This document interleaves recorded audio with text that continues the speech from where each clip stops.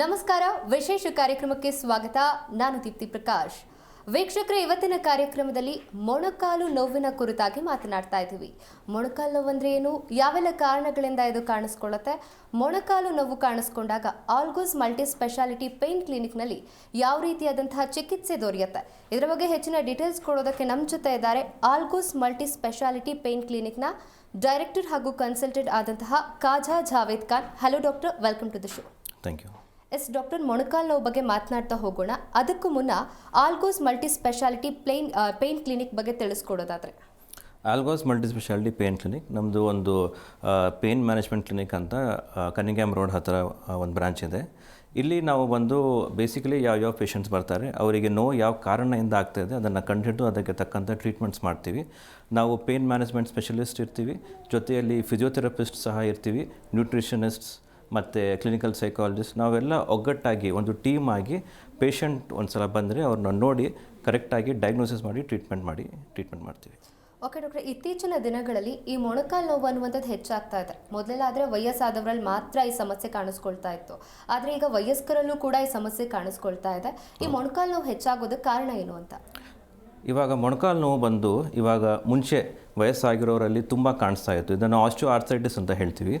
ಇತ್ತೀಚೆಗೆ ಏನಾಗಿದೆ ಅಂದರೆ ಯಂಗ್ ಇಂಡಿವಿಜುವಲ್ಸಲ್ಲೂ ಸಹ ಇದು ನಾವು ನೋಡ್ತಿದ್ದೀವಿ. ಇದಕ್ಕೆ ಮುಖ್ಯ ಕಾರಣ ಬಂದು ನಂಬರ್ 1, ನಾವು ನಮ್ಮ ಮೆಡಿಕಲ್ ಟರ್ಮ್ಸಲ್ಲಿ ಸೆಡೆಂಟ್ರಿ ಲೈಫ್ ಸ್ಟೈಲ್ ಅಂತ ಹೇಳ್ತೀವಿ.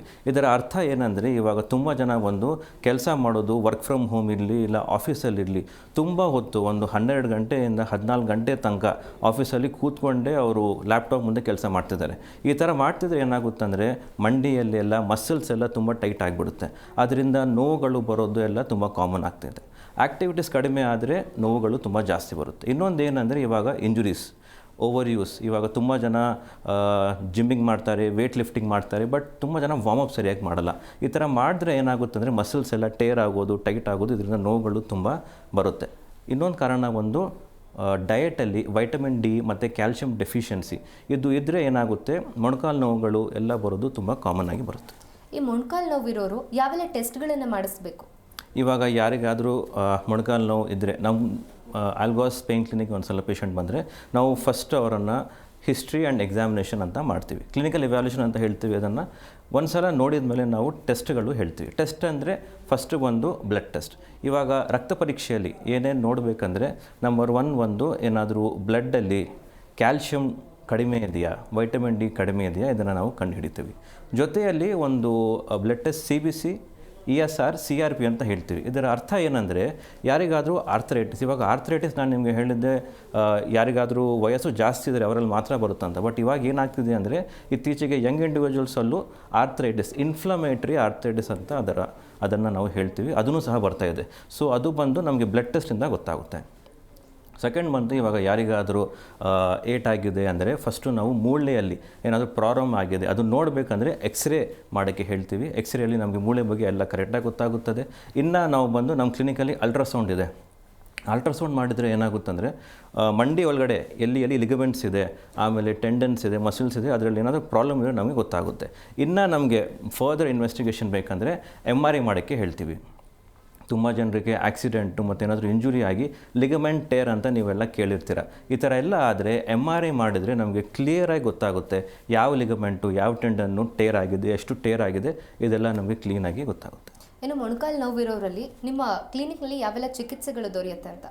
ಇವಾಗ ಮೊಣಕಾಲು ನೋವಿಂದ ತುಂಬ ಜನ ಪೇಷಂಟ್ಸ್ ಬರ್ತಾರೆ ನಮ್ಮ ಕ್ಲಿನಿಕಲ್ಲಿ. ನಾವು ಏನು ಮಾಡ್ತೀವಿ ಅಂದರೆ ಫಸ್ಟು ಪೇಷಂಟ್ಗೆ ಏನು ತೊಂದರೆ ಆಗಿದೆ ಅದನ್ನು ಕಂಡು ಹಿಡಿದ ಮೇಲೆ ಮೆಡಿಕೇಷನ್ಸ್, ಇವಾಗ ಏನಾದರೂ ಟ್ಯಾಬ್ಲೆಟ್ಸಿಂದ ಏನಾದರೂ ಸ್ಮಾಲ್ ಪೇನ್ಸ್ ಅದೆಲ್ಲ ಇದ್ದರೆ ಅದರಿಂದನೇ ಕ್ಯೂರ್ ಆದರೆ ಮೆಡಿಕೇಷನ್ ಸ್ಟಾರ್ಟ್ ಮಾಡ್ತೀವಿ. ಸೆಕೆಂಡ್ ಏನಂದರೆ ಫಿಸಿಯೋಥೆರಪಿ. ನಮ್ಮ ಹತ್ರ ಫಿಸಿಯೋಥೆರಪಿ ಸ್ಪೆಷಲಿಸ್ಟ್ ಇದ್ದಾರೆ. ಪೇಷಂಟ್ಸ್ಗೆ ಮುಖ್ಯ ಏನಂದರೆ ಮೊಣಕಾಲು ನೋವು ಬಂದರೆ ಅದು ಎಕ್ಸಸೈಸ್ ಮಾಡೋದು, ಮಸಲ್ಸ್ನ ಸ್ಟ್ರೆಂಥನ್ ಮಾಡೋದು ತುಂಬ ಮುಖ್ಯ. ಅದಕ್ಕೆ ಫಿಸಿಯೋಥೆರಪಿ ತುಂಬ ಮುಖ್ಯ ಪೇಷಂಟ್ಸ್ ಮಂಡಿ ನೋವು ಯಾರಿಗಿದೆ ಅಂತ. ನೆಕ್ಸ್ಟ್ ಬಂದು ನಾವು ಪೇನ್ ಮ್ಯಾನೇಜ್ಮೆಂಟ್ ಇಂಟರ್ವೆನ್ಷನ್ಸ್ ಮಾಡ್ತೀವಿ. ಇದು ಒಂದು ಹೊಸದಾಗಿ ಚಿಕಿತ್ಸೆ ವಿಧಾನ. ಇದರಲ್ಲಿ ಏನಾಗುತ್ತಂದರೆ ಇವಾಗ ಏನಕ್ಕೆ ಮಂಡಿ ನೋವು ಆಗ್ತಿದೆ ಅದನ್ನು ಕಂಡುಹಿಡಿದ ಮೇಲೆ ನಾವು ಟ್ರೀಟ್ಮೆಂಟ್ಸ್ ಕೊಡ್ತೀವಿ. ಒಂದು ಮುಖ್ಯ ಟ್ರೀಟ್ಮೆಂಟ್ ಬಂದು ನಾವು PRP ಟ್ರೀಟ್ಮೆಂಟ್ ಅಂತ ಹೇಳ್ತೀವಿ. PRP ಅಂದರೆ ಪ್ಲೇಟ್ಲೆಟ್ ರಿಚ್ ಪ್ಲಾಸ್ಮಾ. ಇವಾಗ ಪೇಷಂಟ್ ಬ್ಲಡ್ಡಿಂದ ತೆಗೆದು ಅದನ್ನು ಸೆಪ್ರೇಟ್ ಮಾಡಿ ಮಂಡಿ ಒಳಗಡೆ ಅದನ್ನು ಇಂಜೆಕ್ಟ್ ಮಾಡ್ತೀವಿ. ಇದನ್ನು ನಾವು ಇಂಜೆಕ್ಷನ್ಸ್ ಅಂತ ಹೇಳ್ತೀವಿ. ಮಂಡಿ ಒಳಗಡೆ ಇಂಜೆಕ್ಷನ್ಸ್ ಮಾಡಿದರೆ ನೋವು ಕಡಿಮೆ ಆಗುತ್ತದೆ. PRP ಒಂದು ಟ್ರೀಟ್ಮೆಂಟು, ಇನ್ನೊಂದು ಬಂದು viscous supplementation or gel treatment. Gel ಅಂದರೆ ಒಂದು ಲುಬ್ರಿಕೇಷನ್ ಥರ ಕೊಡುತ್ತೆ ಮಂಡಿ ಒಳಗಡೆ. ಸೊ ಅದರಿಂದ ಏನಾಗುತ್ತೆ, ಮೂವ್ಮೆಂಟ್ಸ್ ಅದೆಲ್ಲ ಇನ್ನೂ ಈಸಿಯಾಗಿ ಆಗುತ್ತೆ ಪೇಷಂಟ್ಗೆ. ಥರ್ಡ್ ಟ್ರೀಟ್ಮೆಂಟ್ ಬಂದು ರೇಡಿಯೋ ಫ್ರೀಕ್ವೆನ್ಸಿ ಅಬ್ಲೇಷನ್. ಇವಾಗ ರೇಡಿಯೋ ಫ್ರೀಕ್ವೆನ್ಸಿ ಅಬ್ಲೇಷನ್ ಎಸ್ಪೆಷಲಿ ನಾವು ವಯಸ್ಸು ಜಾಸ್ತಿ ಆಗಿರೋವರೆಗೆ ಮಾಡ್ತೀವಿ. ತುಂಬ ಜನ ಯಾರು ವಯಸ್ಸು ಜಾಸ್ತಿ ಆಗಿದೆ ಅವರು ಆಪ್ರೇಷನ್ ಮಾಡೋಕ್ಕೆ ಇದನ್ನು ಆಗಲ್ಲ, ಇಲ್ಲ ಅವ್ರು ಮಾಡಿಸ್ಕೊಳ್ಳೋಕ್ಕೆ ಅವರು ಇಷ್ಟಪಡಲ್ಲ. ಅಂಥವರಿಗೆ ನಾವು ಬಂದು ರೇಡಿಯೋ ಫ್ರೀಕ್ವೆನ್ಸಿ ಅಬ್ಲೇಷನ್ ಅಂತ ಟ್ರೀಟ್ಮೆಂಟ್ ಮಾಡ್ತೀವಿ. ಮಂಡಿಯಲ್ಲಿ ಎಲ್ಲಿ ನೋವು ಆಗ್ತಿದೆ ಅಂತಹ ನರಗಳನ್ನು ಕಂಡು ಹಿಡಿದು ಅದನ್ನು ಅಬ್ಲೇಷನ್ ಅಂತ ಒಂದು ಟ್ರೀಟ್ಮೆಂಟ್ ಮಾಡ್ತೀವಿ. ಈ ಥರ ಎಲ್ಲ ಟ್ರೀಟ್ಮೆಂಟ್ಸ್ ಇದೆ. ಓಕೆ ಡಾಕ್ಟರ್, ಇನ್ನು RFA ಅಂದರೆ ಏನು? ಇದು ಮಂಡಿ ನೋವಿಗೆ ಹೇಗೆ ಸಹಾಯಕಾರಿ ಅಂತ?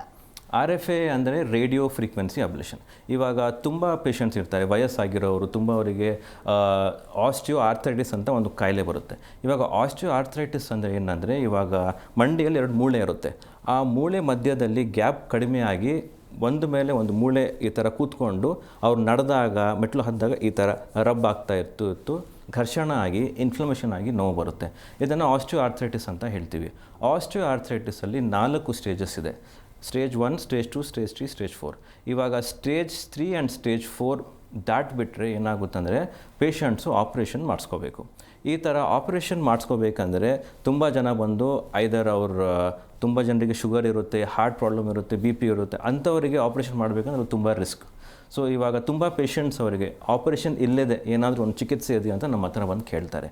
ಇಂಥವರಿಗೆ ನಾವು radio frequency ablation RFA treatment ಮಾಡ್ತೀವಿ. ಇದು ರೇಡಿಯೋ ಫ್ರೀಕ್ವೆನ್ಸಿ ಅಬ್ಲೇಷನ್ ಒಂದು ಇನ್ನೋವೇಟಿವ್ ಟ್ರೀಟ್ಮೆಂಟು, ಹೊಸದಾಗಿ ಟ್ರೀಟ್ಮೆಂಟ್ ಬಂದಿರೋದು. ಇದರಲ್ಲಿ ನಾವೇನು ಮಾಡ್ತೀವಿ ಅಂದರೆ, ಮಂಡಿಯಲ್ಲಿ ಎಲ್ಲಿ ನರ ಇರೋದು ಅದನ್ನು ಕಂಡುಹಿಡಿತೀವಿ. ಈ ನರಯಿಂದಲೇ ನೋವು ಗೊತ್ತಾಗೋದು. ಆ ನರನ ನಾವು ಕಂಡುಹಿಡಿದು ಆ ನರನ ಅಲ್ಟ್ರಾಸೌಂಡಿಂದ ನಾವು ನೋಡಿ ಅದನ್ನು ಕಂಡುಹಿಡಿದು ಅದನ್ನು ಟೆಂಪ್ರರಿಯಾಗಿ ಬ್ಲಾಕ್ ಮಾಡ್ತೀವಿ. ಈ ನರನ ಟೆಂಪ್ರರಿಯಾಗಿ ಬ್ಲಾಕ್ ಮಾಡಿದ್ರೆ ಏನಾಗುತ್ತೆ, ನಾವು ಆಪ್ರೇಷನ್ ಏನು ಮಾಡ್ತಿಲ್ಲ, ಆದರೆ ಪೇಷಂಟ್ಗೆ ನೋವು ಕಡಿಮೆ ಆಗುತ್ತೆ. ನೋವು ಕಡಿಮೆ ಆದಮೇಲೆ ಅವರು ನಡಿಬೋದು and regular day to day activities ಚೆನ್ನಾಗಿ ಮಾಡ್ಬೋದು. ಇನ್ನು ರೀಜನರೇಟಿವ್ ಥೆರಪಿ ಆದಂತಹ PRP ಮತ್ತು ಸ್ಟೆಮ್ ಸೆಲ್ ಥೆರಪಿ ಅನ್ನೋದು ಯಾವ ರೀತಿಯಾಗಿ ಹೆಲ್ಪ್ ಮಾಡುತ್ತೆ ಅಂತ? ಇವಾಗ ರೀಜನರೇಟಿವ್ ಟ್ರೀಟ್ಮೆಂಟ್ಸ್ ಇವಾಗ ಇತ್ತೀಚೆಗೆ ತುಂಬ ಪಾಪ್ಯುಲರ್ ಆಗ್ತಾಯಿದೆ. ಏನಕ್ಕೆ ಪಾಪ್ಯುಲರ್ ಆಗ್ತಿದೆ ಅಂದರೆ, ರೀಜನರೇಟಿವ್ ಟ್ರೀಟ್ಮೆಂಟ್ಸಲ್ಲಿ ಏನೂ ಸೈಡ್ ಎಫೆಕ್ಟ್ಸ್ ಇಲ್ಲ. ಇವಾಗ ಏನಕ್ಕೆ ಸೈಡ್ ಎಫೆಕ್ಟ್ಸ್ ಇಲ್ಲ ಅಂದರೆ, ಇದು ರೀಜನರೇಟಿವ್ ಟ್ರೀಟ್ಮೆಂಟ್ಸ್ ಎಲ್ಲ ನಾವು ಪ್ರಿಪೇರ್ ಮಾಡೋದು ಪೇಷಂಟ್ಸ್ ಬ್ಲಡ್ಡಿಂದಾನೆ, ಫ್ರಮ್ ಯುವರ್ ಓನ್ ಬ್ಲಡ್. ಇವಾಗ ಏನು ಮಾಡ್ತೀವಿ ಅಂದರೆ, ಪೇಷಂಟ್ಸ್ ರಕ್ತನ ತೆಗೆದು ಅದನ್ನು ಸೆಂಟ್ರಿಫ್ಯೂಜ್ ಮಾಡ್ತೀವಿ. ಸೆಂಟ್ರಿಫ್ಯೂಜ್ ಮಾಡಿ ನಮ್ಮ ರಕ್ತದಲ್ಲಿ 3 ಕಣ ಇರುತ್ತೆ, red blood cell, white blood cell and platelets. ಇದು ಪ್ಲೇಟ್ಲೆಟ್ ಒಂದು ಫ್ರ್ಯಾಕ್ಷನ್ನ ನಾವು ಸಪ್ರೇಟ್ ಮಾಡಿ ಅಲ್ಟ್ರಾಸೌಂಡ್ ಮೆಷಿನ್ ಅಲ್ಲಿ ನೋಡಿಬಿಟ್ಟು ಮಂಡಿ ಒಳಗಡೆ ಅದನ್ನು ಇಂಜೆಕ್ಟ್ ಮಾಡ್ತೀವಿ. ಇದು ಒಳಗಡೆ ಇಂಜೆಕ್ಟ್ ಮಾಡಿದ್ರೆ ಏನಾಗುತ್ತೆ, ನಾನು ನಿಮಗೆ ಹೇಳಿದ್ದೆ 2 ಮೂಳೆ ಮಧ್ಯದಲ್ಲಿ ಒಂದು ಕಾರ್ಟ್ಲೇಜ್ ಅಂತ ಒಂದು ಇರುತ್ತೆ. ಅದು ಕಾರ್ಟ್ಲೇಜ್ ಏನಾಗುತ್ತೆ, ವಯಸ್ಸು ಆಗ್ತಾ ಸವಿದು ಹೋಗ್ತಾ ಇರುತ್ತೆ. ಅದು ಈ ಥರ ಸೌದೋಗ್ತಾ ಇದ್ದರೆ ಏನಾಗುತ್ತೆ, ಅದರಲ್ಲಿ ಕ್ರ್ಯಾಕ್ಸ್ ಡೆವಲಪ್ ಆಗಿ ವೇರ್ ಆ್ಯಂಡ್ ಟೇರ್ ಆಗುತ್ತೆ. PRP ಟ್ರೀಟ್ಮೆಂಟಿಂದ ಅದು ಕಾರ್ಟ್ಲೇಜ್ ವೇರ್ ಆ್ಯಂಡ್ ಟೇರ್ ಎಲ್ಲ ಕಡಿಮೆ ಆಗುತ್ತೆ, ಮತ್ತು ಗ್ರೇಟ್ ಪ್ರೋಗ್ರೆಸ್ ಆಗೋದೂ ಸಹ ಕಡಿಮೆ ಆಗುತ್ತೆ. ಆ್ಯಂಡ್ ಸ್ಟೆಮ್ ಸೆಲ್ ಟ್ರೀಟ್ಮೆಂಟು ಸಹ it is another advanced form of ಇದು ರೀಜನರೇಟಿವ್ ಟ್ರೀಟ್ಮೆಂಟ್ಸು. ಇದನ್ನು ಸಹ ನಾವು ಪೇಷಂಟ್ ಬ್ಲಡ್ಡಿಂದನೇ ತೆಗೆದು ಮಂಡಿ ಒಳಗಡೆ ಅದನ್ನು ಇಂಜೆಕ್ಟ್ ಮಾಡ್ತೀವಿ. ಇದೆಲ್ಲ ಟ್ರೀಟ್ಮೆಂಟ್ಸ್ ನಿಮಗೆ ಹೇಳಿದೆ ನಾನು, ಸೈಡ್ ಎಫೆಕ್ಟ್ಸ್ ಅಷ್ಟೊಂದು ಏನೂ ಇರಲ್ಲ. ಏನಕ್ಕೆ ಪೇಷಂಟ್ ರಕ್ತದಿಂದನೇ ಇದನ್ನು ತೆಗೆದು ನಾವು ಅದನ್ನು ಇಂಜೆಕ್ಟ್ ಮಾಡ್ತಿದ್ವಿ. ಇವಾಗ ಇಂಜೆಕ್ಟ್ ಮಾಡೋದು ವಿಧಾನವೂ ಹೇಗಂದರೆ, ನಾವು ಅಲ್ಟ್ರಾಸೌಂಡ್ ಮಿಷಿನ್ಸ್ ಯೂಸ್ ಮಾಡ್ತೀವಿ, ಆಪ್ರೇಷನ್ ಥಿಯೇಟ್ರ್ ಒಳಗಡೆ ಮಾಡ್ತೀವಿ ಇದು ಟ್ರೀಟ್ಮೆಂಟ್ಸ್ ಎಲ್ಲ. ಅದರಿಂದ ಯಾವುದಾದ್ರೂ ಇನ್ಫೆಕ್ಷನ್ ಆಗೋದು ಅದೆಲ್ಲ ಏನು ಚಾನ್ಸಸ್ಸೇ ಇರಲ್ಲ. ನೋವನ್ನು ಸಹ ತುಂಬ ಕಡಿಮೆ ಇರುತ್ತೆ. ಏನಕ್ಕಂದರೆ ನಾವು ಫಸ್ಟು ಲೋಕಲ್ ಅನಸ್ತೀಶಾ, ಅಲ್ಲಿ ಸ್ಪರ್ಶ ಕಡಿಮೆ ಮಾಡಿಸಿ ಅನಸ್ತೀಶಾ ಕೊಟ್ಟು ಆವಾಗಲೇ ಮಂಡಿ ಒಳಗಡೆ ನೀಡಲ್ ಹಾಕ್ತೀವಿ. ಅದು ಸೂಜಿ ಒಳಗಡೆ ಹೋದ್ಮೇಲೆ ಅವ್ರಿಗೆ ಏನು ಅಷ್ಟೊಂದು ನೋವು ಗೊತ್ತಾಗಲ್ಲ. ಆ್ಯಂಡ್ ಅದು ಅಲ್ಟ್ರಾಸೌಂಡಲ್ಲಿ ನೋಡಿಬಿಟ್ಟು ಅದನ್ನು ನಾವು ಇಂಜೆಕ್ಟ್ ಮಾಡ್ತೀವಿ. ಇಂಜೆಕ್ಷನ್ ಪ್ರೊಸೀಜರನ್ನು ಹೇಳ್ತೀವಿ. ಅದನ್ನು ಪ್ರೊಸೀಜರ್ ಡ್ಯೂರೇಷನ್ ಬಂದು ಜಸ್ಟ್ ಒಂದು 15 ನಿಮಿಷ 20 ನಿಮಿಷ ಅಷ್ಟೇ.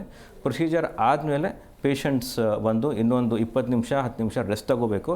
ಆಮೇಲೆ ಅವ್ರು ಮನೆಗೆ ಹೋಗ್ಬೋದು. ಮನೆಗೆ ಹೋದ್ಮೇಲೆ ಅವ್ರು ಸ್ವಲ್ಪ ಒಂದಿನ ರೆಸ್ಟ್ ತಗೋಬೇಕು. ಒಂದಿನ ರೆಸ್ಟ್ ತಗೊಂಡ್ಮೇಲೆ ಸೆಕೆಂಡ್ ಥರ್ಡ್ ಡೇಯಿಂದ ಅವ್ರ ಆ್ಯಕ್ಟಿವಿಟೀಸ್ ಎಲ್ಲ ಸ್ಟಾರ್ಟ್ ಮಾಡ್ಬೋದು. ಓಕೆ ಡಾಕ್ಟರ್ನ, ವಯಸ್ಸಾದವರಲ್ಲಿ ಅಂದರೆ ಏಜ್ ಆದವರಲ್ಲಿ ಏನಾದರೂ ಈ ಮಂಡಿ ನೋವು ಕಾಣಿಸ್ಕೊಂಡ್ರೆ ನಿಮ್ಮ ಕ್ಲಿನಿಕ್ನಲ್ಲಿ ಯಾವ ರೀತಿಯಾದಂತಹ ಚಿಕಿತ್ಸೆ ದೊರೆಯುತ್ತೆ? ಇವಾಗ ಏಜ್ ಆಗಿರೋರು ತುಂಬ ಜನ ಬರ್ತಾರೆ ನಮ್ಮ ಕ್ಲಿನಿಕ್ಗೆ. ನಾವೇನು ಮಾಡ್ತೀವಿ ಅಂದರೆ ಅವರಿಗೆ ಫಸ್ಟು ಫೋಕಸ್ ಮಾಡ್ತೀವಿ ಟ್ರೀಟ್ಮೆಂಟ್ಸ್ ಏನಂದರೆ ಮೆಡಿಸಿನ್ಸ್ ಆದಷ್ಟು ಕಡಿಮೆ ಮಾಡಬೇಕು. ಏನಕ್ಕಂದರೆ ವಯಸ್ಸು ಆಗ್ತಾ ಆಗ್ತಾ ಏನಾಗುತ್ತೆ ನಮ್ಮ ಬಾಡಿಯಲ್ಲಿ ಜಾಸ್ತಿ ಟ್ಯಾಬ್ಲೆಟ್ಸು ಪೇನ್ ಕಿಲ್ಲರ್ಸ್ ನಾವು ತಗೋಬಾರ್ದು. ಅದು ತಗೊಂಡ್ರೆ ಏನಾಗುತ್ತೆ ಲಿವರ್ಗೆ ಕಿಡ್ನಿಗೆಲ್ಲ ಡ್ಯಾಮೇಜ್ ಆಗೋದು ತುಂಬ ತುಂಬ ಕಾಮನ್. ಅದಕ್ಕೆ ನಾವು ಏನು ಮಾಡ್ತೀವಿ, ಒಂದು ಸಲ ಪೇಷಂಟ್ಸ್ ಬಂದರೆ ಅವರಿಗೆ ಫಸ್ಟು ನಾವು ಫಿಸಿಯೋಥೆರಪಿ ಮೇಲೆ ಫೋಕಸ್ ಮಾಡ್ತೀವಿ. ಫಿಸಿಯೋಥೆರಪಿ ಫೋಕಸ್ ಮಾಡಿದ್ರೆ ಏನಾಗುತ್ತೆ, ಅವ್ರದ್ದು ಬ್ಯಾಲೆನ್ಸ್ ಇಂಪ್ರೂವ್ ಆಗುತ್ತೆ.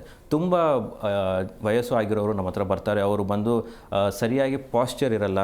ಆ್ಯಂಡ್ ತುಂಬ ಜನ ಬಂದು ಇದು ಕೇನು ವಾಕಿಂಗ್ ಸ್ಟಿಕ್ಸ್ ಅದೆಲ್ಲ ನಾವು ಹೇಳ್ತೀವಿ, ಅದೆಲ್ಲ ಯೂಸ್ ಮಾಡೋಕ್ಕೆ.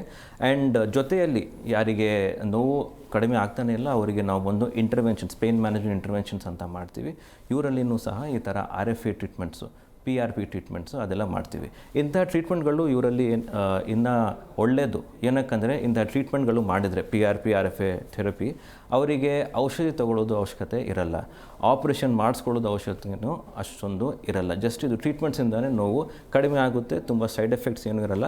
ಆ್ಯಂಡ್ ಅವರು ಚೆನ್ನಾಗಿ ವಾಕು ಮಾಡ್ಬೋದು ಇದು ಪ್ರೊಸೀಜರ್ಸ್ ಆದಮೇಲೆ. ಓಕೆ, ಮೊಣಕಾಲು ನೋವು ಅಂತ ಬಂದಾಗ ಸಾಮಾನ್ಯವಾಗಿ ಜನರು ಮಾಡುವಂಥ ತಪ್ಪುಗಳೇನು? ಇವಾಗ ಸಾಮಾನ್ಯವಾಗಿ ಜನರು ಏನು ಮಾಡ್ತಾರೆ ಅಂದರೆ ಒಂದು ಸಲ ಮಂಡಿ ನೋವು ಬಂತಂದರೆ ಅದನ್ನು ನೆಗ್ಲೆಕ್ಟ್ ಮಾಡ್ತಾರೆ. ಇಲ್ಲ ಬಿಡಿ ಪರವಾಗಿಲ್ಲಪ್ಪ, ಮಂಡಿ ನೋವು ಇದೆ, ಏನು ತೊಂದರೆ ಇದೆ, ಪರವಾಗಿಲ್ಲ, ನಾವು ನೋಡ್ಕೊಳ್ಳೋಣ, ಆಮೇಲೆ ಡಾಕ್ಟರ್ಗೆ ಆಮೇಲೆ ತೋರಿಸೋಣ ಅಂತ ಈ ಥರ ಡಿಲೇ ಮಾಡಿ ಮಾಡಿ ಮಾಡಿ ಏನಾಗುತ್ತಂದರೆ ಮೊಣಕಾಲು ಪೂರ್ತಿಯಾಗಿ ಸೌದೋಗ್ಬಿಡುತ್ತೆ. ಮೊಣಕಾಲು ಒಳಗಡೆ ಬಂದು ಕಾರ್ಟ್ಲೇಜ್ ಅಂತ ಒಂದಿರುತ್ತೆ. ನಮ್ಮ ಚಿಕ್ಕ ವಯಸ್ಸಿಂದನೇ ಅದು ಕಾರ್ಟ್ಲೇಜ್ ಬಂದು ಒಂದು ಲುಬ್ರಿಕೇಷನ್ ಥರ ಇರುತ್ತೆ ಎರಡು ಮೂಳೆ ಮಧ್ಯದಲ್ಲಿ. ಅದು ಕಾರ್ಟ್ಲೇಜ್ ಬಂದು ವೇರ್ ಆ್ಯಂಡ್ ಟೇರ್ ಆಗ್ತಾ ಇರುತ್ತೆ. ನಿಮಗೆ ನೋವು ಬಂದಿದೆ ಅಂದರೆ ಅದು ಬಾಡಿದು ಫಸ್ಟ್ ಸೈನ್ ಏನಂದರೆ ಏನೋ ಒಂದು ಒಳಗಡೆ ಪ್ರಾಬ್ಲಮ್ ಆಗಿದೆ. ಅದನ್ನು ನಾವು ಫಸ್ಟು ರೆಕ್ಟಿಫೈ ಮಾಡಬೇಕು. ಅದು ಏನಕ್ಕೆ ಆಗ್ತಿದೆ ಅದನ್ನು ಕಂಡುಹಿಡಬೇಕು. ತುಂಬ ಜನ ಏನು ಮಾಡ್ತಾರೆ, ನೋವು ಬಂದಮೇಲೆ ಅದನ್ನು ನೆಗ್ಲೆಕ್ಟ್ ಮಾಡ್ತಾರೆ. ಈ ಥರ ನೆಗ್ಲೆಕ್ಟ್ ಮಾಡಿದ್ರೆ ಏನಾಗುತ್ತೆ, ಸ್ಟೇಜ್ ಅಡ್ವಾನ್ಸ್ ಆಗುತ್ತೆ. ಸೆಕೆಂಡ್ ಏನು ಮಾಡ್ತಾರೆ ಅಂದರೆ ಯಾವುದಾದ್ರೂ ಒಂದು ಪೇನ್ ಕಿಲ್ಲರ್ ತೊಗೊಂಡು ಹಾಗೆ ಸುಮ್ಮನೆ ಆಗಿಬಿಡ್ತಾರೆ. ಪೇನ್ ಕಿಲ್ಲರ್ಸ್ ತೊಗೊಳ್ಳೋದು ಅಷ್ಟೊಂದು ಒಳ್ಳೆಯದಲ್ಲ. ಏನಕ್ಕಂದರೆ ಅದರಿಂದ ನಿಮ್ಮ ಪ್ರಾಬ್ಲಮ್ ಏನೂ ಸಾಲ್ವ್ ಆಗ್ತಾಯಿಲ್ಲ, ಬರೀ ನೋವು ಅಷ್ಟೇ ಕಡಿಮೆ ಆಗ್ತಿದೆ. ಫಸ್ಟು ಏನು ಮಾಡಬೇಕಂದ್ರೆ ಏನಾದರೂ ನೋವು ಬಂದರೆ ನಿಮ್ಮ ಹತ್ತಿರ ಇರೋ ಡಾಕ್ಟರ್ ಸ್ಪೆಷಲಿಸ್ಟ್ ಇಲ್ಲ ಪೇನ್ ಮ್ಯಾನೇಜ್ಮೆಂಟ್ ಸ್ಪೆಷಲಿಸ್ಟ್ನ ಹೋಗ್ಬಿಟ್ಟು ನೀವು ಭೇಟಿ ಮಾಡಬೇಕು, ಕನ್ಸಲ್ಟ್ ಮಾಡಬೇಕು. ಅವ್ರು ಬಂದು ನೋಡ್ತಾರೆ ಏನಕ್ಕೆ ನಿಮಗೆ ಈ ಥರ ನೋವುಗಳು ಆಗ್ತಿದೆ. ಅದಕ್ಕೆ ತುಂಬ ಕಾರಣ ಇರುತ್ತೆ. ಇವಾಗ ಮಂಡಿ ನೋವು ಅಂದರೆ ಬರೀ ಆರ್ಥರೈಟಿಸ್ಸು, ಬರೀ ವಯಸ್ಸಿಂದ ಆಗ್ತಿರೋದು ಅಂತ ಏನಿಲ್ಲ. ತುಂಬ ಬೇರೆ ಬೇರೆ ಕಾರಣಗಳು ಇರ್ಬೋದು. ಮಂಡಿಯಲ್ಲಿ ಲಿಗಮೆಂಟ್ಸ್ ಇದೆ, ಟೆಂಡನ್ಸ್ ಇದೆ, ಮಸಲ್ಸ್ ಇದೆ. ಯಾವುದರಲ್ಲಿ ಪ್ರಾಬ್ಲಮ್ ಆಗಿದೆ ಅದನ್ನು ಫಸ್ಟ್ ಕಂಡುಹಿಡಿಯಬೇಕು. ಅದನ್ನು ಕಂಡುಹಿಡಿದ ಮೇಲೆ ಅದಕ್ಕೆ ತಕ್ಕಂಥ ಚಿಕಿತ್ಸೆ ಅವರು ಮಾಡ್ತಾರೆ. ಓಕೆ ಡಾಕ್ಟರ್, ಮಾತನಾಡ್ತಾ ಹೋಗೋಣ. ನೋಡಿದ್ರಲ್ಲ ವೀಕ್ಷಕರೇ, ಇನ್ನು ಅನುವಂಶೀಯವಾಗೂ ಕೂಡ ಈ ಮಂಡಿ ನೋವು ಅನ್ನುವಂಥದ್ದು ಕಾಣಿಸ್ಕೊಳ್ಳುತ್ತಾ, ಈ ಬಗ್ಗೆ ಡಾಕ್ಟರ್ ಇನ್ನಷ್ಟು ಮಾಹಿತಿಯನ್ನು ಕೊಡ್ತಾ ಹೋಗ್ತಾರೆ. ಡಾಕ್ಟರ್, ಮಂಡಿ ನೋವು ಕುರಿತಾಗಿ ಮಾತನಾಡ್ತಾ ಇದ್ವಿ. ಇನ್ನು ಫಿಸಿಯೋಥೆರಪಿ ಅನ್ನುವಂಥದ್ದು ಯಾವ ರೀತಿಯಾಗಿ ಹೆಲ್ಪ್ ಮಾಡುತ್ತೆ ಈ ಮಂಡಿ ನೋವಿನಿಂದ ಮುಕ್ತಿ ಹೊಂದೋದಕ್ಕೆ ಅಂತ? ಫಿಸಿಯೋಥೆರಪಿ, ಇವಾಗ ಯಾರಿಗಾದರೂ ಮಂಡಿ ನೋವು ಇದೆ ಅಂದರೆ ಫಿಸಿಯೋಥೆರಪಿ ಅನ್ನೋದು ಒಂದು ಟ್ರೀಟ್ಮೆಂಟ್ ತುಂಬ ಮುಖ್ಯ. ಹೇಗೆ ಮುಖ್ಯ ಅಂದರೆ ಫಿಸಿಯೋಥೆರಪಿ ಅಂದರೆ ಫಿಸಿಕಲ್ ರಿಹ್ಯಾಬಿಲಿಟೇಷನ್. ಇವಾಗ ತುಂಬ ಜನ ಮಂಡಿ ನೋವು ಅಂದರೆ ನಮ್ಮ ಹತ್ರ ಬರ್ತಾರೆ. ಅವರಿಗೆ ಏನಾಗಿರುತ್ತೆ ಅಂದರೆ ಮಂಡಿ ನೋವು ಐದರ್ ಜಾಯಿಂಟಿಂದ ಪ್ರಾಬ್ಲಮಿಂದ ಸ್ಟಾರ್ಟ್ ಆಗಿರ್ಬೋದು, ಇಲ್ಲ ಅಂದರೆ ಮಂಡಿ ಹತ್ತಿರದಲ್ಲಿ ಅಕ್ಕಪಕ್ಕದಲ್ಲಿ ಮಾಂಸ ಇರುತ್ತೆ. ಮಾಂಸ ಏನಾದರೂ ವೀಕ್ ಆದರೆ ಅದರಿಂದನೂ ಸಹ ನೋವು ಬರ್ಬೋದು. ಜೊತೆಯಲ್ಲಿ ಲಿಗಮೆಂಟ್ಸು ಸಹ ಇರುತ್ತೆ. ಈ ಲಿಗಮೆಂಟ್ಸು ಏನಾದರೂ ವೀಕ್ ಆಗಿದೆ, ಟೇರ್ ಆಗಿದೆ, ಈ ಥರ ಎಲ್ಲ ಆಗಿದೆ ಅಂದರೆ ಅದರಿಂದನೂ ಸಹ ಪ್ರಾಬ್ಲಮ್ ಬರ್ಬೋದು. ಫಿಸಿಯೋಥೆರಪಿಯಲ್ಲಿ ಏನು ಫೋಕಸ್ ಮಾಡ್ತಾರೆ ಅಂದರೆ ಫಿಸಿಯೋಥೆರಪಿ ಬಂದು ಸೆಷನ್ಸಲ್ಲಿ ಆಗುತ್ತೆ. ಅಟ್ಲೀಸ್ಟ್ ಒಂದು ಮಿನಿಮಮ್ 7 to 14 ಸೆಷನ್ಸ್, 7ರಿಂದ 14 ಸೆಷನ್ಸ್ ಮಾಡ್ಕೋಬೇಕಂತ ನಾವು ಪೇಷಂಟ್ಸ್ಗೆ ಹೇಳ್ತೀವಿ. ಇದು ಸೆಷನ್ಸಲ್ಲಿ ಏನಾಗುತ್ತೆ ಅಂದರೆ ಫಿಸಿಯೋಥೆರಪಿಯಲ್ಲಿ 2 ವಿಧಾನ ಇರುತ್ತೆ. ಒಂದು ಎಕ್ಸಸೈಸಸ್. ಇವಾಗ ಎಕ್ಸಸೈಸಸ್ ಅಂದರೆ ಮಸಲ್ಸ್ನ ನಾವು ಸ್ಟ್ರೆಂಥನ್ ಮಾಡೋಕ್ಕೆ ಬೇರೆ ಬೇರೆ ಥರ ಎಕ್ಸಸೈಸಸ್ ಎಲ್ಲ ನಮ್ಮ ಫಿಸಿಯೋಥೆರಪಿಸ್ಟ್ ಹೇಳ್ಕೊಡ್ತಾರೆ. ಜೊತೆಯಲ್ಲಿ ಮೊಡಾಲಿಟೀಸ್ ಅಂತಲೂ ಸಹ ಇರುತ್ತೆ. ಮೊಡಾಲಿಟೀಸ್ ಅಂದರೆ ಮೆಷಿನ್ಸ್. ಇವಾಗ ಮೆಷಿನ್ಸ್ ಅಂದರೆ ultrasound machine, IFT machine and tense machine, ಈ ಥರ 3 ಮೆಷಿನ್ಸ್ ಇರುತ್ತೆ. ಇದರಿಂದ ಏನಾಗುತ್ತೆ ಅಂದರೆ ಫಸ್ಟ್ ನಾವು ಇವಾಗ ಇದು ಮೊಡಾಲಿಟೀಸ್ ಬಂದು ನೋವನ್ನು ಕಡಿಮೆ ಮಾಡೋಕ್ಕೆ ವಿಧಾನಗಳು, ಅದನ್ನು ಮೆಷಿನ್ಸ್ ಅಂತ ಹೇಳ್ತೀವಿ. ಯಾರಿಗಾದರೂ ನೋವು ಬಂದರೆ ಇದೆಲ್ಲ ಮೆಷಿನ್ಸ್ನ ನಾವು ಮಂಡಿ ಹತ್ತಿರ ಅಲ್ಲಿ ಹಾಕಿಬಿಟ್ಟು ಅಲ್ಲಿಂದ ಸ್ವಲ್ಪ ಕರೆಂಟ್ ಥರ ಸ್ಟಿಮ್ಯುಲೇಷನ್ ಕೊಡ್ತಾರೆ. ಇದರಿಂದ ಏನಾಗುತ್ತೆ, ನೋವು ಕಡಿಮೆ ಆಗುತ್ತೆ. ಜೊತೆಯಲ್ಲಿ ಮಸಲ್ಸು ಸ್ವಲ್ಪ ರಿಲೀಸ್ ಆಗಿಬಿಟ್ಟು ಲೂಸ್ ಆಗುತ್ತೆ. ಯಾರಿಗಾದರೂ ಈ ಥರ ಟೈಟ್ ಆಗಿದ್ದರೆ ಅವರಿಗೆ ಇನ್ನೂ ಚೆನ್ನಾಗಿ ರಿಲೀಫ್ ಸಿಗುತ್ತೆ. ಜೊತೆಯಲ್ಲಿ ಈ ಥರ ಎಕ್ಸಸೈಸಸ್ಸು ಸಹ ಹೇಳ್ಕೊಡ್ತಾರೆ.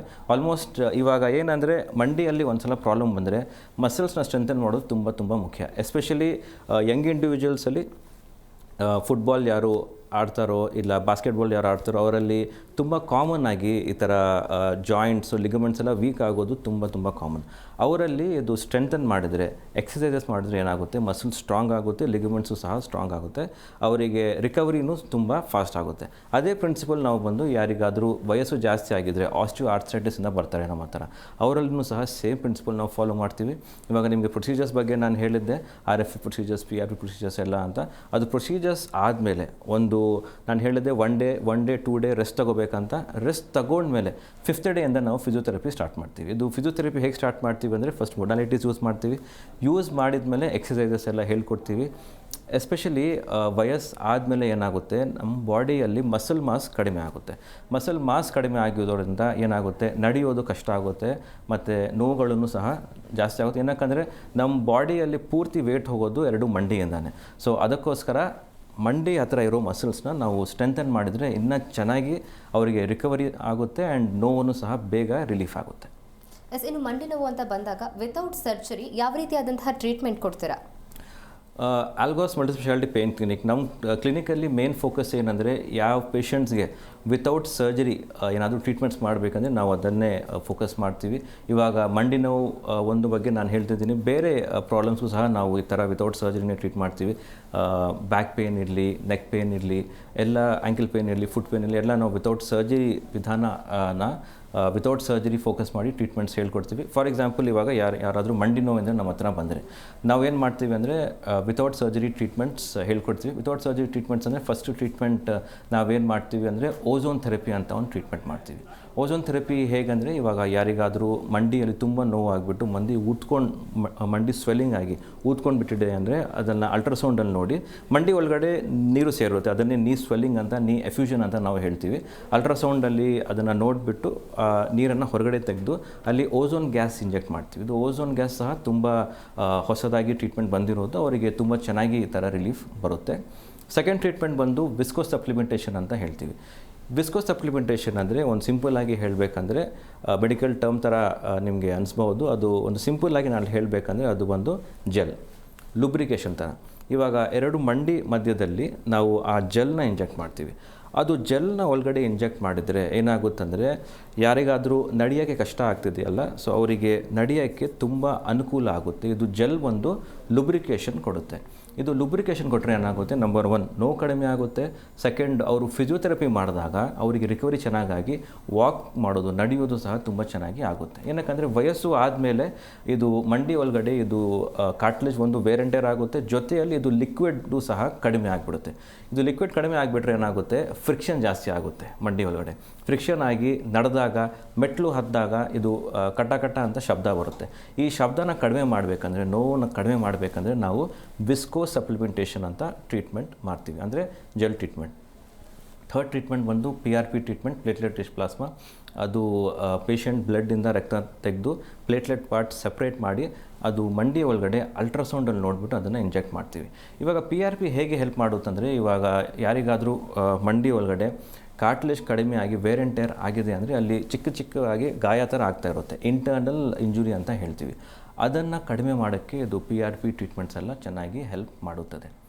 ನೆಕ್ಸ್ಟ್ ಟ್ರೀಟ್ಮೆಂಟ್ ಬಂದು ಇದು ಸ್ಟೆಮ್ ಸೆಲ್ ಥೆರಪಿ ಅಂತ ಹೇಳ್ತೀವಿ, or BMAC, bone marrow cytology.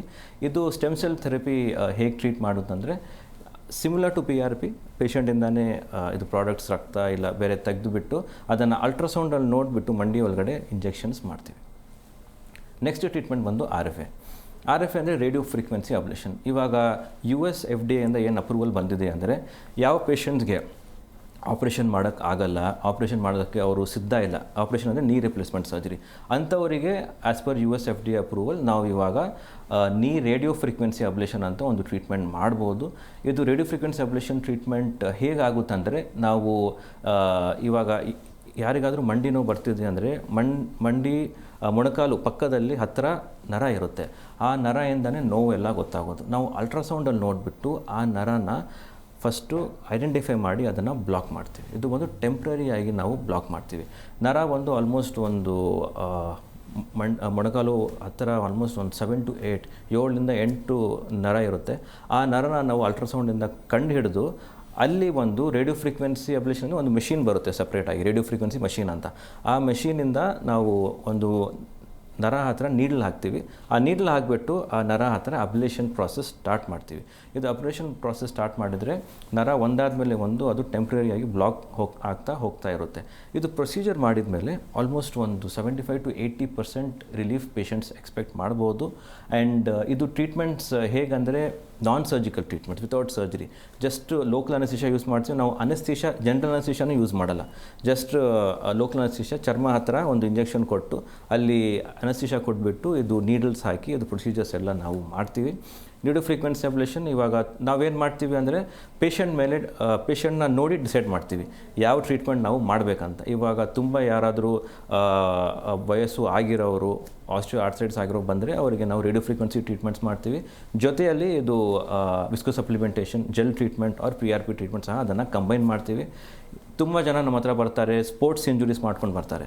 So basketball players ಇರಲಿ, ಕ್ರಿಕೆಟ್ ಪ್ಲೇಯರ್ಸ್ ಇರಲಿ, ಅವರಿಗೆ ಲಿಗಮೆಂಟ್ ಏನಾದರೂ ಟೇರ್ ಆಗಿದ್ದಾರೆ, ಫುಟ್ಬಾಲ್ ಪ್ಲೇಯರ್ಸ್ ಇರಲಿ, ಅವರಿಗೆ ನಾವು PRP platelet rich plasma or stem cell regenerative treatments ಮಾಡ್ತೀವಿ.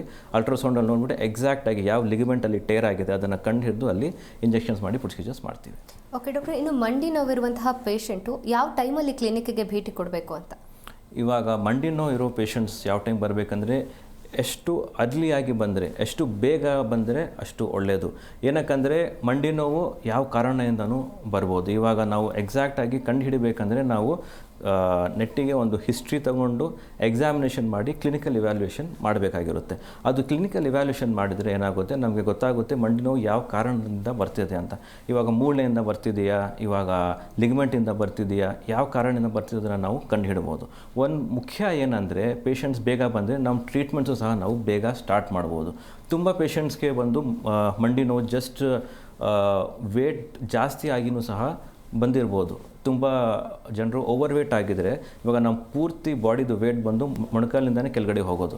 ಅದಕ್ಕೆ ಏನಾಗಿದೆ ಅಂದರೆ ಒಂದು ಸಿಂಪಲ್ಲಾಗಿ ಹೇಳಬೇಕಂದ್ರೆ ಸ್ಟಡಿ ಮಾಡಿದರು, 1 ಕಿಲೋ ವೇಟ್ ಕಡಿಮೆ ಮಾಡಿದರೆ ಪೇನ್ ಪರ್ಸೆಂಟೇಜ್ ಆಲ್ಮೋಸ್ಟ್ ಒಂದು 40-50% ನೋವು ಕಡಿಮೆ ಆಗಿತ್ತು ಪೇಷಂಟ್ಸಲ್ಲಿ. ಸೊ ಯಾರಿಗೆ ವೇಟ್ ಜಾಸ್ತಿ ಆಗಿದೆಯೋ ಅವರಿಗೆ ನಾವು ನ್ಯೂಟ್ರಿಷನಿಸ್ಟ್ ಹತ್ರ ತೋರಿಸ್ಬಿಟ್ಟು ಒಂದು ಸಪ್ರೇಟಾಗಿ ಡಯಟ್ ಪ್ಲ್ಯಾನ್ ಪ್ರಿಪೇರ್ ಮಾಡಿ ಕೊಡ್ತೀವಿ. ಅವರು ಅದನ್ನು ಚೆನ್ನಾಗಿ ಫಾಲೋ ಮಾಡಿದರೆ ಅವ್ರದ್ದು ವೇಟ್ ಕಡಿಮೆ ಆಗುತ್ತೆ, ಜೊತೆಯಲ್ಲಿ ನೋವು ಸಹ ಕಡಿಮೆ ಆಗುತ್ತದೆ. ಓಕೆ ಡಾಕ್ಟರ್, ಲೈಫ್ ಸ್ಟೈಲ್ ಅನ್ನೋದು ವೆರಿ ಇಂಪಾರ್ಟೆಂಟ್ ಅಂತಲೇ ಹೇಳ್ಬಹುದು. ಲೈಫ್ ಸ್ಟೈಲ್ ಮತ್ತು ಫುಡ್ ಹ್ಯಾಬಿಟಲ್ಲಿ ಏನೆಲ್ಲ ಚೇಂಜಸ್ ಮಾಡ್ಕೋಬೇಕು ಅಂತ? ಇವಾಗ ಲೈಫ್ ಸ್ಟೈಲಲ್ಲಿ ಏನು ಒಂದು ಮುಖ್ಯ ನಾವು ಫೋಕಸ್ ಮಾಡಬೇಕಂದ್ರೆ ಸಿಂಪಲ್ ಆ್ಯಕ್ಟಿವಿಟಿ ಆರ್ ಎಕ್ಸಸೈಸ್. ಇವಾಗ ಎಕ್ಸಸೈಸ್ ಅಂದರೆ ತುಂಬ ಜನ ಏನು ಅನ್ಕೋತಾರೆ, ನಾವು ಜಿಮ್ಗೆ ಹೋಗಬೇಕು, ಅಲ್ಲಿ ವೇಟ್ ಲಿಫ್ಟ್ ಮಾಡಬೇಕು, ಅದನ್ನೇ ಎಕ್ಸಸೈಸ್ ಅಂತ. ಆ ಥರ ಅಫ್ಕೋರ್ಸ್ ಆ ಥರ ಮಾಡಿದರೆ ತುಂಬ ಒಳ್ಳೆಯದು. ಇಲ್ಲ ಅಂದರೆ ಯಾರು ತುಂಬ ಬ್ಯುಸಿ ಇರ್ತಾರೆ ಜಾಬಲ್ಲಿ, ಡೇ ಟು ಡೇ ಆ್ಯಕ್ಟಿವಿಟೀಸಲ್ಲಿ, ಅವರು ಸಿಂಪಲ್ಲಾಗಿ ಒಂದು ವಾಕಿಂಗ್ ಎಕ್ಸಸೈಸ್ ಅಭ್ಯಾಸ ಮಾಡಿಕೊಂಡ್ರೆ ದಿನಕ್ಕೆ ಒಂದು ಅರ್ಧ ಗಂಟೆ ವಾಕಿಂಗ್ ಮಾಡಿದ್ರೆ ಜಸ್ಟ್ ನಿಮ್ಮ ಮೊಣಕಾಲಿಗೆ ಅಲ್ಲ ಬೇರೆ ಆರ್ಗನ್ಸ್ಗೂ ಸಹ ಬ್ಲಡ್ ಸರ್ಕ್ಯುಲೇಷನ್ ಇಂಪ್ರೂವ್ ಆಗಿ ನಿಮಗೆ ಇನ್ನೂ ಚೆನ್ನಾಗಿರುತ್ತೆ. ಇನ್ನೊಂದು ಲೈಫ್ ಸ್ಟೈಲ್ ಮುಖ್ಯ ಏನಂದರೆ ನಿಮ್ಮ ಡಯಟ್ನ ನೀವು ಚೆನ್ನಾಗಿ ನೋಡ್ಕೋಬೇಕು. ಡಯಟಲ್ಲಿ ನೀವು ಬಂದು ಇದು ಪ್ರೋಟೀನ್ಸ್ ಜಾಸ್ತಿ ಮಾಡಬೇಕು ಆ್ಯಂಡ್ ಶುಗರ್ ಕಂಟೆಂಟ್ ಸ್ವಲ್ಪ ಕಡಿಮೆ ಮಾಡಬೇಕು, ಆಯಿಲ್ ಕಡಿಮೆ ಮಾಡಬೇಕು. ಇದೆಲ್ಲ ಮಾಡಿದರೆ ಏನಾಗುತ್ತೆ, ನಿಮ್ಮ ವೇಟ್ ಚೆಕ್ಕಲ್ಲಿರುತ್ತೆ, ಜೊತೆಯಲ್ಲಿ ನಿಮ್ಮ ಬಾಡಿ ಮಸ್ಕ್ಯುಲರ್ ಆ್ಯಕ್ಟಿವಿಟಿನೂ ಸಹ ತುಂಬ ಇಂಪ್ರೂವ್ ಆಗುತ್ತೆ. Activity and diet and of course sunlight is your best friend ಅಂತ ಹೇಳ್ತಾರೆ. ವೈಟಮಿನ್ ಡಿ ಆ್ಯಂಡ್ ಕ್ಯಾಲ್ಶಿಯಮ್ಗೆ ತುಂಬ ಮುಖ್ಯ. ಸೊ ಸನ್ಲೈಟ್ ಎಷ್ಟಾದರೂ ತೊಗೊಂಡ್ರೆ ಅಷ್ಟು ಒಳ್ಳೆಯದು. ಏನೋ ಪ್ರಿಕಾಷನರಿ ಮೆಷರ್ಸ್ ಬಗ್ಗೆ ತಿಳಿಸ್ಕೊಡೋದಾದರೆ? ಪ್ರಿಕಾಷನರಿ ಮೆಜರ್ಸ್ ಇವಾಗ ಏನು ಮಾಡಬೇಕಂದ್ರೆ ಕಾಮನ್ ಆಗಿ ಯಾರಿಗೆ ಮಂಡಿ ನೋವು ಆಗುತ್ತೆ ಅವರಿಗೆ ನಾವು ಬಂದು ಮಂಡಿ ಹತ್ರ ಬ್ರೇಸಸ್ ಅದೆಲ್ಲ ಹೇಳ್ಕೊಡ್ತೀವಿ. ಬ್ರೇಸಸ್ ಅಂದರೆ ಒಂದು ನೀ ಸಪೋರ್ಟಿವ್ ಸ್ಟಾಕಿಂಗ್ಸ್ ಇರಲಿ ಇಲ್ಲ ಬ್ರೇಸಸ್ ಇರಲಿ ಅದೆಲ್ಲ ಹಾಕ್ಕೊಂಡು ಅವರು ನಡಿಬೇಕಂತ ಹೇಳ್ತೀವಿ. ಏನಕ್ಕಂದರೆ ಯಾರಿಗಾದರೂ ಇಂಜುರಿ ಆಗಿದೆ ಅಂದರೆ ಅವರು ಆ ಥರ ನಡೆದ್ರೆ ಏನಾಗುತ್ತೆ, ತುಂಬ ವೇಟ್ ಅದರ ಮೇಲೆ ಬೀಳ್ಬಿಟ್ಟು ಇನ್ನೂ ಇಂಜುರಿ ವರ್ಸನ್ ಆಗ್ಬೋದು. ಅದು ವರ್ಸನ್ ಆಗಬಾರ್ದು ಅಂದರೆ ನಾವು ಕರೆಕ್ಟಾಗಿ ಪ್ರಿಕಾಷನ್ಸ್ ತಗೋಬೇಕು. ಯಾರಿಗೆ ಏಜ್ ಆಗಿರುತ್ತೆ ಅವರಿಗೆ ನಾವು ಆ್ಯಸ್ ಪ್ರಿಕಾಷನ್ಸು ಪಾಶ್ಚರ್ ಕರೆಕ್ಷನ್ ಮಾಡ್ತೀವಿ. ಆಮೇಲೆ ಕೇನು, ವಾಕಿಂಗ್ ಸ್ಟಿಕ್ಸು ಅದೆಲ್ಲ ವಾಕರ್ಸು ಕರೆಕ್ಟಾಗಿ ನೀವು ಯೂಸ್ ಮಾಡಬೇಕಂತ ಹೇಳ್ತೀವಿ. ಮೆಟ್ಲು ಹತ್ತೋದು ಆದಷ್ಟು ಅವಾಯ್ಡ್ ಮಾಡಿ ಅಂತ ಹೇಳ್ತೀವಿ. ಏನಕ್ಕೆ ಮೆಟ್ಲು ಜಾಸ್ತಿ ಹತ್ತಿರ ಏನಾಗುತ್ತೆ, ಮಂಡಿ ಒಳಗಡೆ ಇನ್ನೂ ಜಾಸ್ತಿ ಈ ಥರ ಘರ್ಷಣೆ ಆಗಿ ನೋವು ಸಹ ಜಾಸ್ತಿ ಆಗುತ್ತೆ. ವಯಸ್ಸು ಆಗಿರೋರಿಗೆ ಯಾರಿಗೆ ಅಡ್ವಾನ್ಸ್ ಸ್ಟೇಜ್ ಆಸ್ಟಿಯೋ ಆರ್ಥ್ರೈಟಿಸ್ ಆಗಿರುತ್ತೆ ಅವರು ಬಂದು ಮನೆಯಲ್ಲಿ ಓಡಾಡೋದು ಅದೆಲ್ಲ ಮಾಡಿದರೆ ಅದೇ ಬೆಸ್ಟ್ ಅವರಿಗೆ. ಮೆಟ್ಲು ಹತ್ತೋದು, ತುಂಬ ಹೊತ್ತು ನಡೆಯೋದು ಅದೆಲ್ಲ ಮಾಡಿದರೆ ಇನ್ನೂ ತುಂಬ ಕಷ್ಟ, ನೋವುಗಳು ಇನ್ನೂ ಜಾಸ್ತಿ ಆಗುತ್ತೆ, ಆರ್ಥ್ರೈಟಿಸು ಸಹ ಇನ್ನೂ ಜಾಸ್ತಿ ಆಗುತ್ತೆ. ಓಕೆ ಡಾಕ್ಟ್ರೆ, ನಾವು ನಿಮ್ಮ ಕ್ಲಿನಿಕ್ನಲ್ಲಿ ಎಲ್ಲ ಏಜ್ವರೆಗೂ ಚಿಕಿತ್ಸೆ ಸಿಗುತ್ತಾ ಅಥವಾ ಏನಾದರೂ ಏಜ್ ಲಿಮಿಟ್ ಅನ್ನುವಂಥದ್ದು ಇದೆಯಾ? ನಮ್ಮ ಕ್ಲಿನಿಕಲ್ಲಿ ಬೇಸಿಕಲಿ ಎಲ್ಲ ಏಜ್ ಅವರಿಗೆ ನಾವು ಟ್ರೀಟ್ಮೆಂಟ್ಸ್ ಕೊಡ್ತೀವಿ. ಈವನ್ ಪೀಡಿಯಾಟ್ರಿಕ್, ಇವಾಗ ಚಿಕ್ಕ ಮಕ್ಕಳು ಸಹ ಈ ಥರ ನೋವುಗಳು ಎಲ್ಲ ಬಂದರೆ ನಮ್ಮ ಹತ್ರ ಪೀಡಿಯಾಟ್ರಿಕ್ ಸ್ಪೆಷಲಿಸ್ಟು ಸಹ ಇದ್ದಾರೆ, ಬಂದು ಅವರಿಗೆ ನೋವಿಗೆ ಚಿಕಿತ್ಸೆ ಕೊಡೋಕ್ಕೆ. ಜೊತೆಯಲ್ಲಿ ಇವಾಗ ಯಾರಿಗಾದರೂ ಏಜ್ ಜಾಸ್ತಿ ಆಗಿದೆ, ಯಂಗ್ ಇಂಡಿವಿಜುವಲ್ಸ್ ಇದ್ದಾರೆ, ಅವರಿಗೂ ಸಹ ನಾವು ಎಲ್ಲ ಟ್ರೀಟ್ಮೆಂಟ್ ಕೊಡ್ತೀವಿ. ಏನಕ್ಕಂದರೆ ಮುಖ್ಯ ಏನಂದರೆ ನಾವು ನೋವು ಕಡಿಮೆ ಮಾಡೋದೇ ಮುಖ್ಯ ಅಲ್ಲ, ನೋವು ಏನಕ್ಕೆ ಆಗ್ತಿದೆ ಅದನ್ನು ಕಂಡುಹಿಡಿಯೋದು ತುಂಬ ಮುಖ್ಯ. ಆ ಕಾರಣನ ಕಂಡುಹಿಡಿದ್ರೆ ಏನಾಗುತ್ತೆ, ಅದಕ್ಕೆ ಚಿಕಿತ್ಸೆ ಮಾಡೋದನ್ನು ಸಹ ತುಂಬ ಅನುಕೂಲ ಆಗುತ್ತದೆ. ಸೊ ಅದಕ್ಕೆ ಎಲ್ಲ ಏಜ್ ಅವರಿಗೆ ನಾವು ಟ್ರೀಟ್ಮೆಂಟ್ಸ್ ಮಾಡ್ತೀವಿ. ಒಂದಷ್ಟು ಜನ ಮಂಡಿ ನೋವನ್ನ ಇಗ್ನೋರ್ ಮಾಡ್ತಾ ಹೋಗ್ತಾ ಇರ್ತಾರೆ, ಎಲ್ಲೋ ಪೇನ್ ಕಿಲ್ಲರ್ಸ್ ತೊಗೊಳೋದು ಅಥವಾ ಸ್ಪ್ರೇ ತೊಗೊಂಡು ಸ್ಪ್ರೇ ಮಾಡೋದು ಈ ರೀತಿ ಮಾಡ್ತಾ ಹೋಗ್ತಾರೆ. ಈ ರೀತಿ ಇಗ್ನೋರ್ ಮಾಡೋದ್ರಿಂದ ಏನೆಲ್ಲ ಕಾಂಪ್ಲಿಕೇಶನ್ಸ್ ಉಂಟಾಗುತ್ತೆ? ಕಾಂಪ್ಲಿಕೇಶನ್ ಇವಾಗ ತುಂಬ ಜನ ಪೇನ್ ಕಿಲ್ಲರ್ಸ್ ತೊಗೊಂಡು ಎಲ್ಲ ಟ್ರೀಟ್ಮೆಂಟ್ಸ್, ಈ ಥರ ಸ್ಪ್ರೇಗಳು, ಆಯಿಂಟ್ಮೆಂಟ್ಗಳು ಎಲ್ಲ ತಗೊಂಡು ನೆಗ್ಲೆಕ್ಟ್ ಮಾಡಿ ಡಿಲೇ ಮಾಡ್ತಾ ಇರ್ತಾರೆ. ಒಂದು ಕಾಂಪ್ಲಿಕೇಶನ್ ಏನಾಗುತ್ತಂದರೆ, ಇವಾಗ ಫಾರ್ ಎಕ್ಸಾಂಪಲ್ ಯಾರಿಗಾದರೂ ಲಿಗಮೆಂಟಲ್ಲಿ ಇಂಜುರಿ ಆಗಿದೆ, ಪಾರ್ಷಿಯಲ್ ಟೇರ್ ಅಂತ ಹೇಳ್ತೀವಿ. ಇವಾಗ ಲಿಗಮೆಂಟ್ ಬಂದು ಪೂರ್ತಿಯಾಗಿ ಕಟ್ಟಾಗಿಲ್ಲ, ಜಸ್ಟ್ ಪಾರ್ಷಿಯಲ್ ಟೇರ್ ಆಗಿದೆ ಅಂತ. ಆ ಥರ ನೆಗ್ಲೆಕ್ಟ್ ಮಾಡಿಬಿಟ್ರೆ ಏನಾಗುತ್ತೆ, ಅದು ಪೂರ್ತಿಯಾಗಿ ಟೇರ್ ಆಗಿಬಿಡುತ್ತೆ. ಒಂದು ಸಲ ಲಿಗಮೆಂಟ್ ಪೂರ್ತಿಯಾಗಿ ಟೇರ್ ಆಗಿಬಿಟ್ರೆ ಆವಾಗ ನಾವು ಸರ್ಜರಿನೇ ಮಾಡಬೇಕು, ಆರ್ಥ್ರೋಸ್ಕೋಪಿಕ್ ಸರ್ಜರಿ ಅಂತ ಅದನ್ನು ಹೇಳ್ತಾರೆ, ಅದನ್ನೇ ನಾವು ಮಾಡಬೇಕು. ಆ್ಯಂಡ್ ಜೊತೆಯಲ್ಲಿ ಏನಾಗುತ್ತಂದರೆ, ಈ ಥರ ನೆಗ್ಲೆಕ್ಟ್ ಮಾಡ್ತಾ ಹೋದರೆ ಆಸ್ಟಿಯೋ ಆರ್ಥ್ರೈಟಿಸಲ್ಲಿ 4 ಸ್ಟೇಜಸ್ ಇರುತ್ತೆ, 4 ಗ್ರೇಡ್ಸ್ ಇರುತ್ತೆ. ಅದು ಗ್ರೇಡ್ಸ್ ಬಂದು ಗೊತ್ತಾಗಲ್ಲ. ಇವಾಗ ನಿಮಗೆ ಹೇಳಿದೆ ಸ್ಟಾರ್ಟಿಂಗಲ್ಲಿ ನಾನು ನೋವು ಬರ್ತಿದೆ ಅಂದರೆ ನಮ್ಮ ಬಾಡಿ ಬಂದು ಒಂದು ಸಿಗ್ನಲ್ ಕೊಡ್ತಾಯಿದೆ, ಒಳಗಡೆ ಏನೋ ತೊಂದರೆ ಆಗಿದೆ, ಒಳಗಡೆ ಏನೋ ಪ್ರಾಬ್ಲಮ್ ಆಗ್ತಿದೆ ಅಂತ. ಸೊ ಅದಕ್ಕೆ ತಕ್ಕಂಥ ನಾವು ಕನ್ಸಲ್ಟೇಷನ್ ಮಾಡಬೇಕು. ಫಸ್ಟು ಯಾವಾಗಾದರೂ ನೋವು ಬಂದರೆ just over the counter tablets, medications, ointments ಎಲ್ಲ ಹಾಕ್ಕೊಂಡು ಇದು ಮಾಡ್ತಿದ್ರೆ ಏನಾಗುತ್ತೆ, ಕಾಂಪ್ಲಿಕೇಶನ್ ಸಹ ಜಾಸ್ತಿ ಆಗುತ್ತೆ. ಅದು ಕಾಂಪ್ಲಿಕೇಶನ್ಸ್ ಆಗಿ ಸ್ಟೇಜ್ ದಾಟಿಬಿಟ್ರೆ ಮತ್ತೆ ಪೇಷಂಟ್ಸ್ ಆವಾಗ ಆ ಸ್ಟೇಜಲ್ಲಿ ಹೋಗಿಬಿಟ್ಟು ಡಾಕ್ಟರ್ಸ್ನ ಕನ್ಸಲ್ಟ್ ಮಾಡಿದರೆ ಆವಾಗ ಟ್ರೀಟ್ಮೆಂಟ್ ಆಪ್ಷನ್ಸ್ ಜಾಸ್ತಿ ಇರಲ್ಲ ನಮ್ಮ ಕೈಯಲ್ಲಿ. ಅದಕ್ಕೋಸ್ಕರ ಆದಷ್ಟು ಬೇಗ ಈ ಥರ ನೋವುಗಳು ಬಂದರೆ ಡಾಕ್ಟರ್ಸ್ ಹತ್ರ ಹೋಗಬೇಕು, ತೋರಿಸ್ಬೇಕು. ಏನಕ್ಕಂದರೆ ಒಂದು ಸಲ ಅದು ಸ್ಟೇಜ್ ದಾಟಿಬಿಟ್ರೆ many of a time stage 4ಅಲ್ಲಿ ಆಸ್ಟಿಯೋ ಆರ್ಥ್ರೈಟಿಸಲ್ಲಿ ಸರ್ಜರಿ, ನೀ ರಿಪ್ಲೇಸ್ಮೆಂಟ್ ಸರ್ಜರಿನೇ ಮಾಡಿಸ್ಕೋಬೇಕು, ಬೇರೆ ಆಪ್ಷನ್ಸ್ ಏನೂ ಇರಲ್ಲ. ಓಕೆ ಡಾಕ್ಟರ್, ಇವತ್ತಿನ ಕಾರ್ಯಕ್ರಮದಲ್ಲಿ ಭಾಗಿಯಾಗಿ ಮಂಡಿ ನೋವು ಬಗ್ಗೆ ಸಾಕಷ್ಟು ಮಾಹಿತಿ ತಿಳಿಸ್ಕೊಟ್ಟಿದ್ದೀರಾ. ಹಾಗೆ ಆಲ್ಗೋಸ್ ಮಲ್ಟಿ ಸ್ಪೆಷಾಲಿಟಿ ಪೇನ್ ಕ್ಲಿನಿಕ್ನಲ್ಲಿ ಯಾವ ರೀತಿಯಾದಂತಹ ಚಿಕಿತ್ಸೆ ದೊರೆಯುತ್ತೆ ಅಂತಲೂ ತಿಳಿಸ್ಕೊಟ್ಟಿದ್ದಾರೆ. ಹಾಗಾಗಿ ಧನ್ಯವಾದಗಳು. Thank you. ನೋಡಿದ್ರಲ್ಲ ವೀಕ್ಷಕರೇ, ನೀವು ಕೂಡ ಮೊಣಕಾಲು ನೋವಿನಿಂದ ಬಳಲ್ತಾ ಇದ್ರೆ ನಿಮ್ಮ ಟಿವಿ ಸ್ಕ್ರೀನ್ ಮೇಲೆ ಕಾಣಿಸ್ತಿರುವಂತಹ ನಂಬರ್ಗೆ ಕರೆ ಮಾಡ್ಬೋದು. ಹಾಗೆ ಆಲ್ಗೋಸ್ ಮಲ್ಟಿ ಸ್ಪೆಷಾಲಿಟಿ ಪೇನ್ ಕ್ಲಿನಿಕ್ಗೆ ಭೇಟಿ ಕೊಡ್ಬೋದು ಅಂತ ಹೇಳ್ತಾ ಇದಾಗಿತ್ತು ಇವತ್ತಿನ ವಿಶೇಷ. ನೋಡ್ತಾ ಇರಿ ಜೀ ಕನ್ನಡ ನ್ಯೂಸ್, ಸತ್ಯವೇ ಸುದ್ದಿಯ ಜೀವಾಳ. ಹೆಚ್ಚಿನ ಮಾಹಿತಿಗಾಗಿ ಸಂಪರ್ಕಿಸಿ Algos multi speciality pain clinic, number 16A, second floor, curve road, Tasker town, Cunningham road, Shivajinagar, Bengaluru 560051.